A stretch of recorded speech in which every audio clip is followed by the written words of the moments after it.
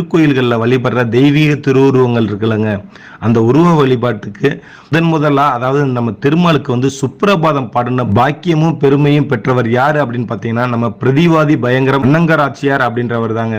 அதாவது சுமார் 600 ஆண்டுகளுக்கு முன்னாடி வாழ்ந்த இந்த மகானால அருளப்பட்டதாங்க வேங்கடேச சுப்ரபாதம். அதுக்கப்புறம் பின்னால இவரோட வம்சத்துல பிறந்து அதே பெயரோட 92 ஆண்டுகள் வாழ்வாங்கு வாழ்ந்த பிரதிவாதி பயங்கரம் ஊவே அன்னங்கராச்சாரியார் சுவாமிகளால பி.வி. அனந்தசயனம் ஐயங்காருக்கு சுப்ரபாதம் முறைப்படி கற்றுத்தரப்பட்டுச்சுங்க. இவர்கிட்ட இருந்து வேங்கடேச சுப்ரபாதம் பாடும் முறையை கற்றுக்கொண்ட அனந்தசயனம் ஐயங்கார் தன்னோட வாழ்நாள் முழுவதுமே தானா திருமலை சன்னிதானத்துல சுப்ரபாத சேவையில அந்த தெய்வீக பாடலை பாடி சேவை செஞ்சிருக்காருங்க. முதல்ல இசைத்தட்டு வடிவில் சுப்ரபாதத்தை பதிவு செஞ்சு வெளியிட்டவரும் இந்த அனந்தசயனம் ஐயங்கார் தாங்க. அவருக்கு அப்புறம் தாங்க திருப்பதி திருமலையில எம்.எஸ். சுப்புலட்சுமி அம்மாவோட குரல்ல இந்த சுப்ரபாதம் ஒலிக்க துவங்குச்சு.